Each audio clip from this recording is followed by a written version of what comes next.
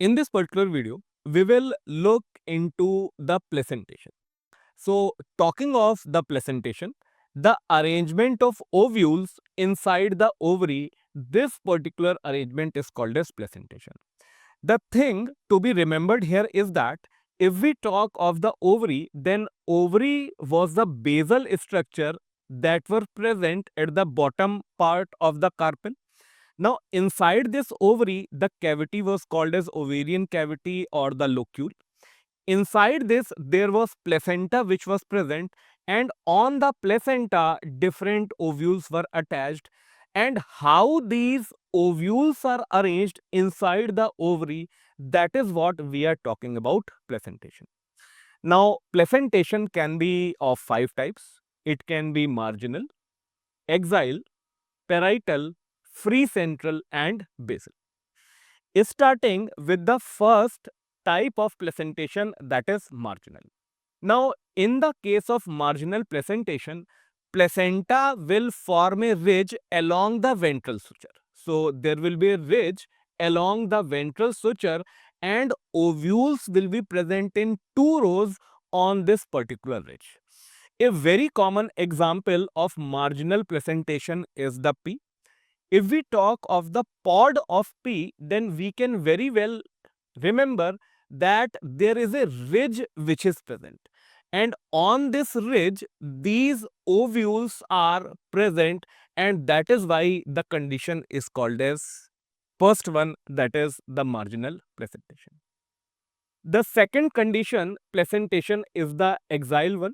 Now, in the case of axial placentation, ovules will be attached to the central axis. So, this is the central axis. And to this central axis, we can see that different ovules are attached. So, these are the ovules which are attached. One important condition over here will be that septa will be present.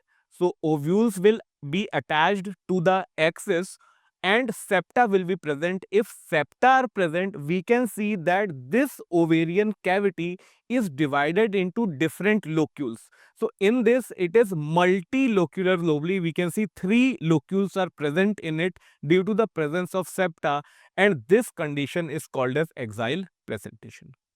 Examples of axial placentation are China rose, tomato, and lemon. This particular axial condition can be compared to free central placentation. In the case of free central placentation also, if we see that ovules are attached on the central axis. Here also these were attached to the central axis.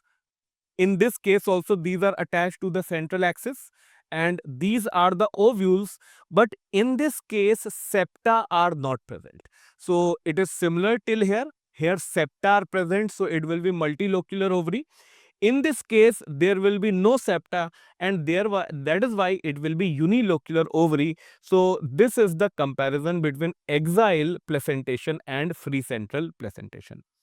This placentation is present in the case of dianthus and primrose.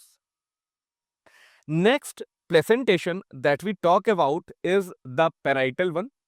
In the case of parietal placentation, ovules will develop toward the inner side of ovary. So, this was the ovary and ovules are developing on the inner wall of the ovary and that is why we call it parietal.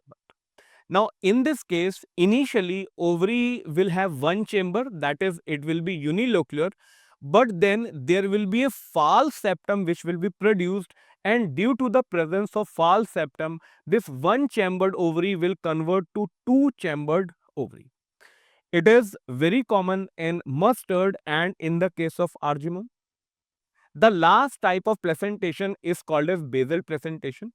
In this case, placenta will develop from the base of ovary and there will be just single ovule which will be attached to placenta and the ovary will be unilocular ovary.